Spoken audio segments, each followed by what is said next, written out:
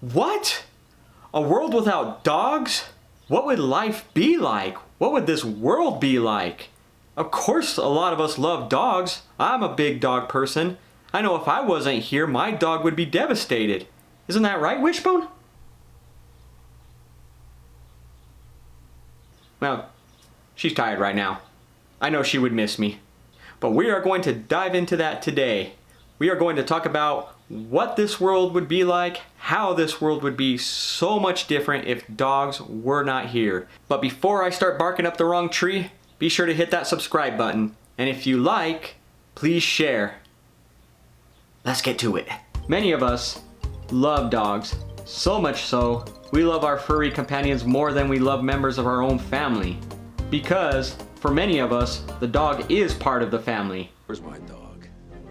I don't have to answer your questions. You ordered that dog destroyed and it was done. Now get out.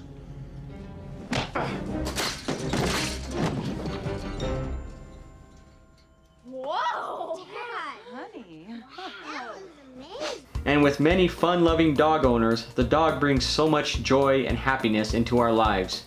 We often stop and ask ourselves, what would our lives be like without our best friend by our side, changing us for the better? Another important question to ask yourself is, what would this world be like, and how it is that the dogs are responsible for making the world better for all our lives? I know, right? I mean, how can a dog be responsible for the one thing that people have been using since it's been invented, and now people use it to shop with, play games on, use Snapchat, Facebook, and a dog is responsible for helping invent this? Dad! Get off the phone! I told you I'm gonna call some hot bitches later and this is the time. I got you your own line so you would stay off of mine. Now get off the phone. Don't talk to me like that. Alexander Bell found fascination with the noises that emanated from the mouth of his family pet dogs. He could sit for hours pressing his hand against the chest and throat of the dogs, encouraging them to bark and growl. It was at this formative juncture in his life that he became obsessive about the relationship between sound and vibration. The young inventor moved to Boston, Massachusetts, and with the help of financial baker and his close friend Watson, he started to work on developing the idea of telegraph machine that would send multiple messages. Still fascinated with the idea of transporting sounds and vibration, he and Watson abandoned their initial plans and focused on the idea of the telephone. One night in 1875, Bell communicated the following message to Watson. He said, "Watson, come over here. I need you." And the telephone was invented. But had Bell not grew up with pet dogs, would his interest in sound and vibration have been ignited? On July 21st, 1969, Neil Armstrong became the first man to set foot on the moon. 8 years prior to this, Russia put Yuri Gagarin into space, making him the first human ever to do so. But this giant leap for mankind could not have happened had it not been for Lakia, the stray dog from Moscow, who holds the title for being the first ever living thing to enter space. Having been blasted into orbit on November 2nd, 1957, she led human race into the new era of space travel.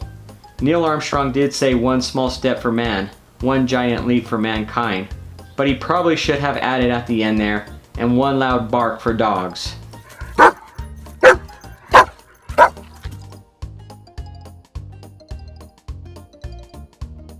The Second World War was one of the biggest turning points in the history of mankind. Had Hitler won, no doubt the world would be very different. Fortunately, the Allies defeated Hitler with the Russian forces finally tracking him down in Berlin in 1945. It is often said that it was the harsh Russian winter that won the war, as the Nazis simply couldn't penetrate the barren wastelands to get to the Russian forces. So if the Nazis, one of the most sophisticated and ruthless armies in history, couldn't get to the Russians, how did the Russians manage to get through to them? The answer? The Russians trained and used over 50,000 dogs. A man lost in the middle of the Russian winter would simply perish. A wounded man would perish twice as fast. But the secret weapon that the Russians had up their sleeves enabled them to locate and rescue many soldiers who would have otherwise died, meaning that the conditions didn't deplete their numbers as they traveled across Germany. During one battle, a German shepherd named Bob located 16 wounded men who had crawled into the trenches. Bob, like all the Russian army dogs, would lay down beside a wounded man until the wounded man took some medical supplies from the medical kit strapped on the dog's back. A team of sled dogs in 5 weeks carried 1,239 wounded men from the battlefield and hauled 327 tons of ammunition to where it was needed. Russia was not the only country to use dogs during World War II.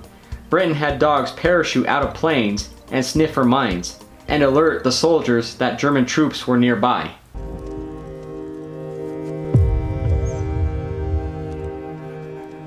Found something! Good boy. Does he really need another break? It's not like he hasn't earned it.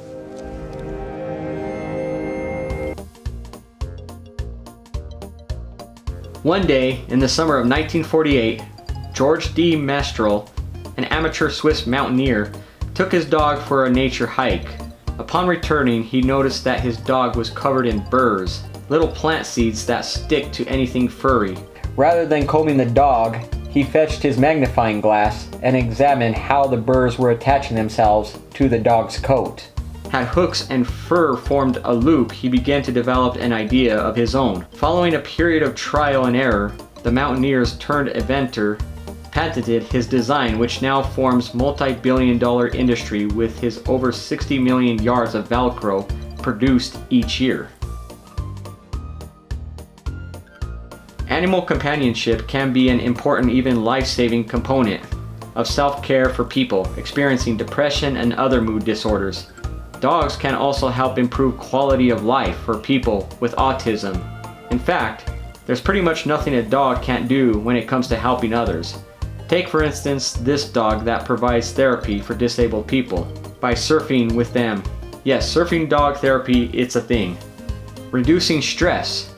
In addition to helping your overall mood, dog guardianship has a measurable impact on stress level. Spending time with an animal increases your level of hormone oxytocin, often referred to as the love hormone, a neutral transmitter that increases trust and reduces fear. Oxytocin helps you and your dog bond with each other and relax. So petting your dog isn't just pleasant, it's physiologically beneficial to you both. Well, that is how dogs made the world a better place, and that is how this world would be different if it wasn't for dogs. Did you like this video? Do you agree? How has your dog made this world a better place?